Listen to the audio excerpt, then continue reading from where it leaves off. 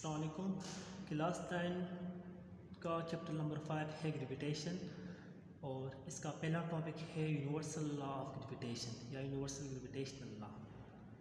इस लॉ के मुताबिक फॉर एग्जांपल हमारे साथ दो मासेस है m1 और m2, any two bodies, any two objects, any two masses. इसके दरमियान एक फोर्स होता है अट्रैक्शन फोर्स, मतलब m1 m2 को अट्रैक्ट करेगी, m2 अट्रैक्ट करेगी m1 को।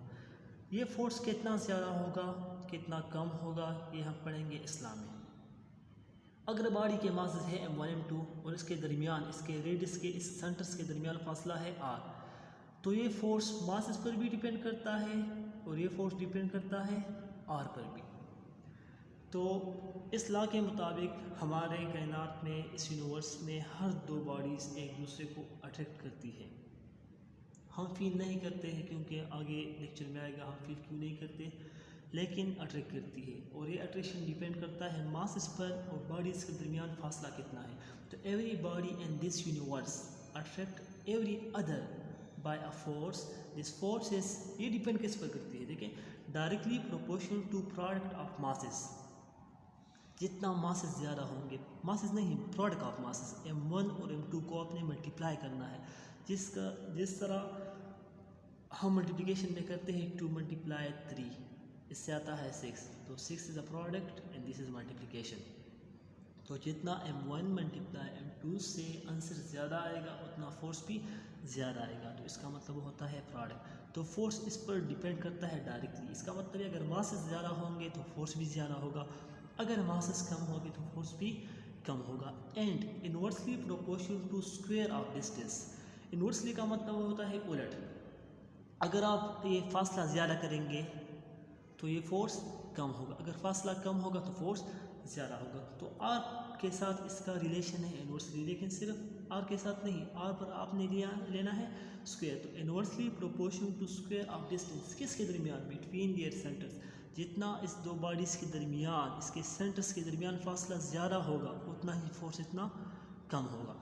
इसका डायरेक्शन क्या होगा, देखिए, दो ऑब्जेक्ट्स जब एक दूसरे को अट्रैक्ट करती है इस लॉ के मुताबिक तो बिल्कुल स्ट्रेट अट्रैक्ट करती है। देखिए, इस लाइन के मुताबिक बिल्कुल स्ट्रेट, इस तरह अट्रैक्शन नहीं होती, ना इस तरह होती है, बिल्कुल स्ट्रेट अट्रैक्शन होती है। इसको हम कहते हैं line. The direction of force is along the line joining the particles. Force किस डायरेक्शन में होगा, बस एक लाइन आप ड्रा करें जो इस दो बॉडी को ज्वाइन करती है, उस लाइन के ऊपर फोर्स भी होता है, बिल्कुल स्ट्रेट, ये एक दूसरे को अट्रैक्ट करती है। मैथमेटिकली हम इसको कैसे लिखते हैं, देखिए, फोर्स डिपेंड करता है डायरेक्टली मासेस पर, लेकिन हमने लेना है product of masses, m1 × m2, इसको हम कहते हैं प्रोडक्ट। जितने प्रोडक्ट ज़्यादा होंगे उतना फोर्स भी ज़्यादा होगा, इसको हम कहते हैं प्रोडक्ट। इस तरह आप मल्टीप्लाई करते हैं 2 × 3 से आता है 6, this is a product. Inversely किस पर डिपेंड करता है, फोर्स कम कब होगा, किसके उलट होगा, तो F is inversely proportional to 1/r²। जितना फासला ज़्यादा होगा उतना फोर्स कम होगा, जितना फासला कम होगा उतना फोर्स ज़्यादा होगा। इस दोनों को आप कंबाइन करें, m1 m2 को और r² को, तो इससे आता है F is directly proportional to m1 m2 and inversely proportional to r²। इसको ख़त्म करने के लिए है, इस साइमल को ख़त्म करने के लिए हम लगाते हैं कांस्टेंट। कांस्टेंट आता है इस लॉ में कैपिटल G, जिसको हम कहते हैं ग्रेविटेशनल कांस्टेंट या कैपिटल G। तो G, F = G m1 m2 divided by r²। तो what is G? G is called constant of proportionality which is called universal gravitational constant. Value of G = F when, देखिए, ये है mathematical form, F = G m1 m2 divide by r²। अगर masses दोनों है, देखिए, ये m1 है, ये m2 है, ये भी है 1 किलोग्राम और ये भी है 1 kg, ठीक है। तो F = G m1 m2 divide by r², इसके दरमियान फासला है 1 मीटर। तो अगर हम यहाँ पर m1 की जगह भी 1 पुट करें, m2 की जगह भी 1 पुट करें, r की जगह भी 1 पुट करें, तो सिर्फ 1 1 = 1 डिवाइड बाय 1, इससे 1 आएगा। तो F और G सिर्फ इस केस में क्या आएंगे, बराबर आएंगे। तो H = G when both masses are same and equals to 1 and the distance between is only 1 unit, 1 meter.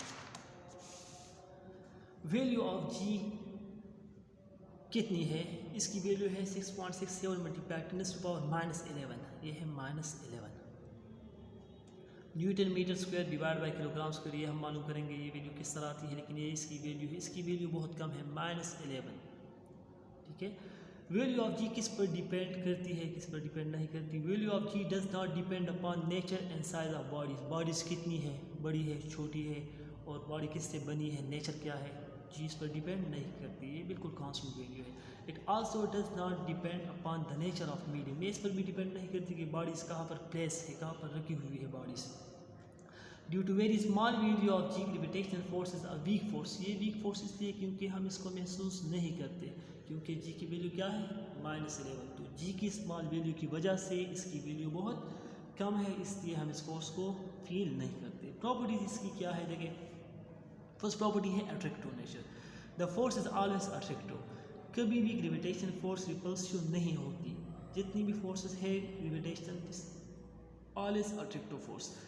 दूसरा है रेंज ऑफ फोर्सेस। चाहे दो बॉडीज़ करीब हो या दूर हो, मतलब ये फोर्सेस उस बॉडीज़ के दरमियान भी होती है जो बहुत करीब हो, और हमारे यूनिवर्स में जितने प्लैनेट्स है सोलर सिस्टम के अंदर उसके दरमियान भी है, एटम में इलेक्ट्रॉन के दरमियान भी है, प्रोटॉन वगैरह के दरमियान भी है।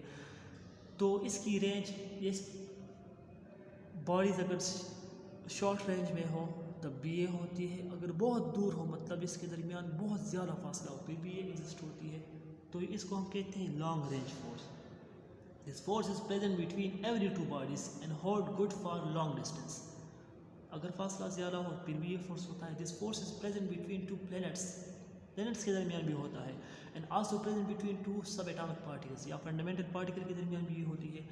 ये है वीकेस्ट फोर्स, ये बहुत वीक फोर्स है, क्योंकि हम आपने देखा होगा हम इसको महसूस नहीं करते बिल्कुल। It is a weakest force in nature. Magnetic force के लिहाज से या इलेक्ट्रिक फोर्स के लिहाज से इसकी वैल्यू नेग्लिजिबल है, बहुत कम है। ग्रेविटेशनल फोर्स है कंजर्वेटिव फोर्स। कंजर्वेटिव का मतलब है, देखिए ये आपके साथ पेन है, आपने पेन को उठा लिया यहाँ पर, ठीक है, तो इसने एनर्जी गेन की, फिर इसको आपने छोड़ा, एनर्जी इसने लॉस की। तो इस फील्ड के अंदर बॉडी पर अगर आप फोर्स लगाए वो इसमें स्टोर होती है, इसको हम कहते हैं कंजर्वेटिव फोर्स। जी की यूनिट क्या होगी, अगर आप मैथमेटिकल फॉर्म को देखें वो है F=G m1 m2 divided by are square. हमने मालूम करना है जी, तो आर स्क्वायर यहाँ पर डिवाइड है, वहाँ पर क्या होगा, मल्टीप्लाई। तो F multiply r square equals to G m1 m2। देखिए आर स्क्वायर यहाँ पर हो गया, मल्टीप्लाई हो गया। तो F R square m1 m2 यहाँ पर मल्टीप्लाई है, यहाँ पर क्या होगा, डिवाइड होगा नीचे, F R square divide by m1 m2। तो जी की वैल्यू अगर आप देखें, फोर्स की यूनिट है न्यूटन, आर की यूनिट है, डिस्टेंस की यूनिट है मीटर। तो आपने फोर्स की जगह न्यूटन लगा लिया, आर की जगह आपने लगा लिया मीटर, स्क्वायर है आपने भी स्क्वायर लगाना है, डिवाइड बाय मास की यूनिट है किलोग्राम, तो किलोग्राम 2 दफ़ा है तो इससे आएगा किलोग्राम स्क्वायर। तो newton metre square divide by kilogram square, ये है इसकी unit. Gravitational force obey Newton third law. इसका मतलब क्या है, देखिए न्यूटन लॉ के मुताबिक अगर एक बॉडी दूसरी बॉडी पर फोर्स लगाती है, दूसरी बॉडी भी फोर्स लगाती है, ये फोर्स देखिए आप दे, इसको हम कहते हैं F12। इसका मतलब क्या है, ये अट्रैक्टिव फोर्स लगाता है M2 किस पर, M1 के ऊपर। तो फोर्स ऑन 1 इस बॉडी पर किसकी वजह से, 2 की वजह से, ये फोर्स क्या होगी, ये होगी F21। 2 पर कितना फोर्स लगता है, ये अट्रैक्टिव फोर्स किसकी वजह से, 1 की वजह से। तो ये भी फोर्स है, ये भी फोर्स है, ये दोनों फोर्स सेम है। अगर एक बॉडी स्मॉल हो दूसरी लार्ज हो, एक का मास कम हो दूसरे का मास ज़्यादा हो, तो फोर्स में कोई फ़र्क नहीं आती, दोनों हमेशा अप्लाइड फोर्स सेम होगा दूसरों। तो जितना फोर्स एक बॉडी लगाती है वही फोर्स दूसरी बॉडी भी लगाती है, लेकिन डायरेक्शन चेंज है। देखिए ये फोर्स इस तरफ है और ये दूसरा फोर्स इस तरफ होता है, तो अपोजिट डायरेक्शन की वजह से हम दूसरे फोर्स के साथ लगाते हैं माइनस साइन। तो force on second body by first body is equals to force on first body due to second body. अगर फर्स्ट बॉडी सेकंड पर जितना फोर्स लगाती है वही फोर्स सेकंड फर्स्ट पर लगाती है, which means that gravitational force is action and reaction force. Newton law में आपने पढ़ा था एक्शन रिएक्शन फोर्स कि every action has a reaction, तो ये भी वही एक्शन और रिएक्शन फोर्स है। एग्जाम्पल को आप देखें, gravitational force between two objects does not depend upon, ये डिपेंड किस पर नहीं करती, सम ऑफ मासेस, क्योंकि लॉ में सम तो नहीं था, प्रोडक्ट था, प्रोडक्ट ऑफ मासेस, जी और सेपरेशन किस पर डिपेंड नहीं करती। देखिए जी भी वही पर था, सेपरेशन का मतलब होता है आर भी था, प्रोडक्ट भी था M1 और M2, तो डिपेंड किस पर नहीं करती, सम पर। ये सम पर डिपेंड, सम का मतलब है एडिशन पर ये डिपेंड नहीं करती। दूसरा एग्जांपल है कि मून का जो मास है वो अर्थ की निस्बत 1.2% है, बहुत कम है अर्थ से, मतलब ये मून है और ये अर्थ है, सही।